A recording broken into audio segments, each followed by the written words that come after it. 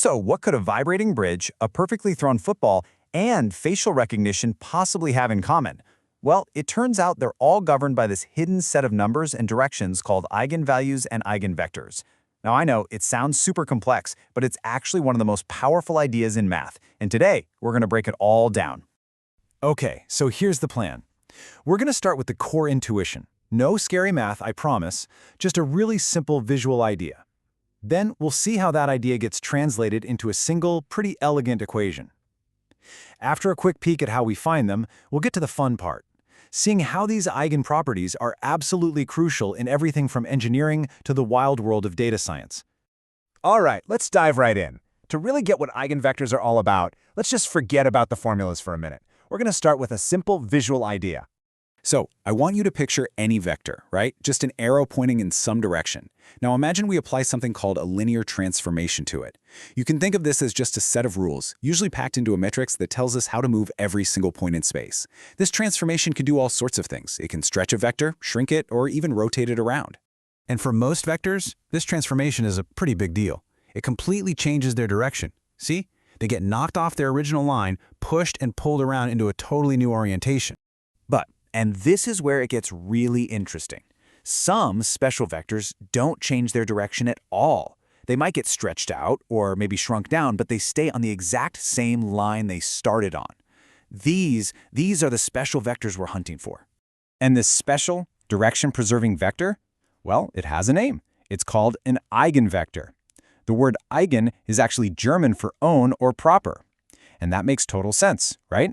You can think of it as a transformation's very own special direction, the one it doesn't mess with. Okay, so what about the amount of that stretch or shrink? That's what we call the eigenvalue, and we usually represent it with the Greek letter lambda. It's super straightforward.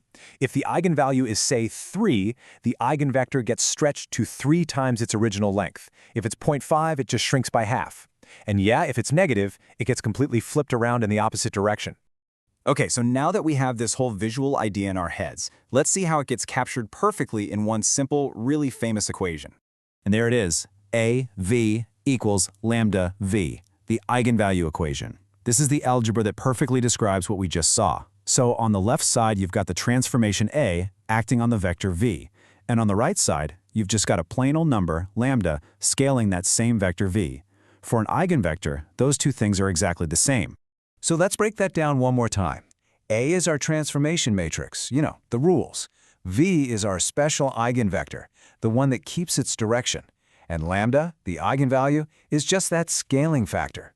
It's really a beautifully simple relationship when you think about it. Okay, so that's the whole concept. But what if someone just hands you a matrix? How do you actually find these special vectors and their scaling factors? Let's take a look.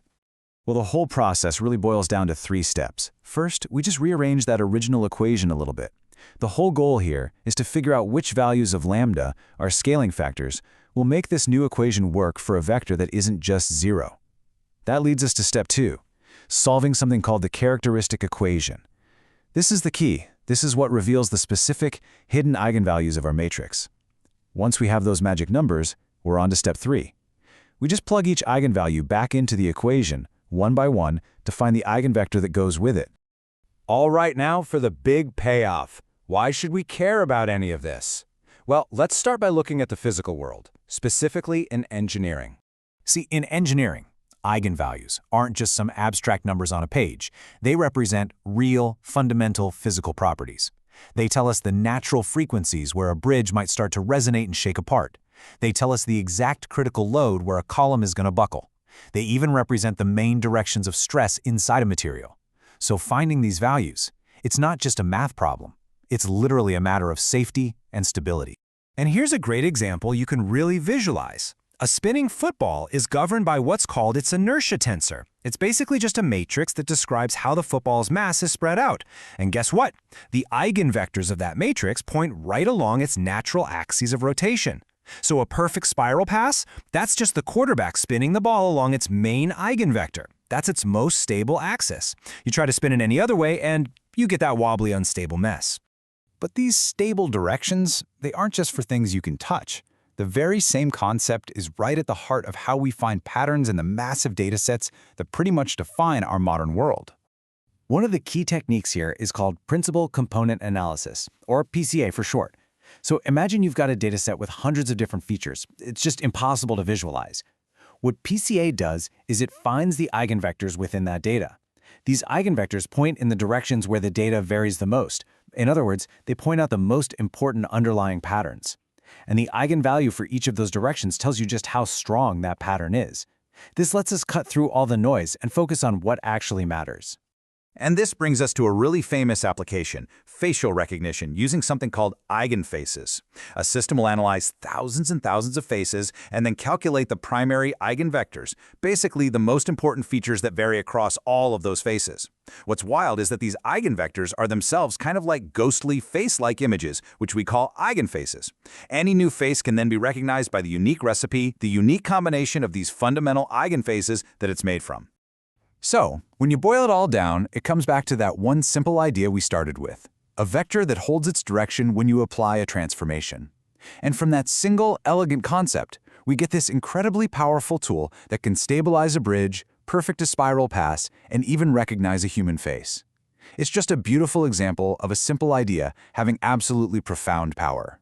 And all of this leaves us with one final, really fascinating question to think about. If these hidden eigenproperties define stability and key patterns in so many different areas, it kind of makes you wonder what other fundamental properties are out there quietly shaping the complex systems all around us.